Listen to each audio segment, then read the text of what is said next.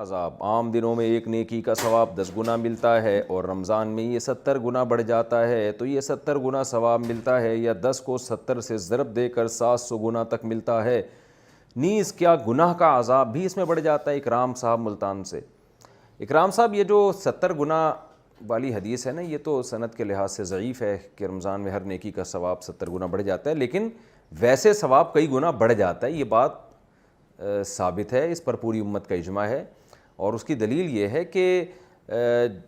3 قسم کی چیزوں کی وجہ سے نا کسی بھی نیکی کا ثواب بھی بڑھتا ہے اور گناہ کا عذاب بھی بڑھتا ہے۔ ایک تو ہے کہ کوئی شخصیت ہو، ایک عام آدمی ایک گناہ کرتا ہے اس کو ایک گناہ ملے گا، لیکن ایک عالم یا کوئی دیندار یا کوئی مشہور شخصیت جو جن کو لوگ فالو کرتے ہیں ان کے جرم کی سزا زیادہ ہے۔ جیسے قرآن میں آتا ہے کہ اے نبی کی بیویوں، اگر تم میں سے کسی نے کوئی برا کام کیا، یضاعف لها العذاب ضعفین، تو اللہ ان کو دگنا عذاب دے گا، اس لیے کہ وہ نبی کی زوجات ہیں۔ تو شخصیت کی وجہ سے بھی نیکی کا ثواب بھی بڑھتا ہے، گناہ کا عذاب بھی بنتا ہے۔ بعض جگہیں ایسی ہیں جہاں نیکی کا ثواب بڑھ جاتا ہے، گناہ کا عذاب، جیسے حدیث میں آتا ہے کہ حرم میں ایک نماز کا ثواب 1,00,000 نمازوں کے ثواب کے برابر ہے۔ علماء نے کہا یقیناً وہاں گناہ کا عذاب بھی 1,00,000 گناہ کے برابر ہے، اس لیے کہ قرآن میں اللہ تعالیٰ کا ارشاد ہے نا، من یرد فیہ بالحاد بظلم نذقہ من عذاب السعیر، حرم کے اللہ نے ایک حق بیان کیا ہے۔ تو ان حدیث سے، قرآنی آیات سے پتہ چلتا ہے کہ حرم چونکہ مقدس جگہ ہے تو لہذا وہ نیکی کا ثواب 1,00,000 گنا بڑھ گیا، گناہ کا عذاب بھی کئی گنا بڑھ گیا۔ تو ایسے ہی مقدس اوقات میں بھی نیکی کا ثواب بھی کئی گنا بڑھتا ہے اور گناہ کا عذاب بھی کئی گنا بڑھتا ہے۔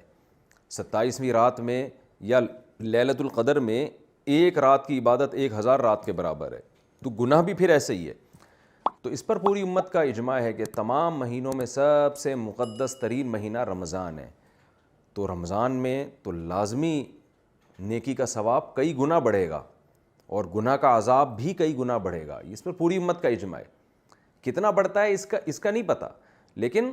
2 وجہ سے رمضان میں ثواب بڑھے گا۔ ایک تو رمضان کی وجہ سے، دوسرا آپ اگر دن میں روزہ رکھے ہوئے ہیں آپ،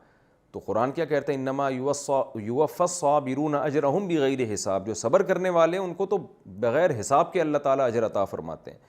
تو روزے میں آپ جب اللہ کی خاطر بھوک پیاس برداشت کر رہے ہوتے ہیں، اس دوران اگر آپ کوئی نیکی کرتے ہیں تو اور زیادہ ثواب ہے، آپ صدقہ کرتے ہیں اور زیادہ ثواب ہے۔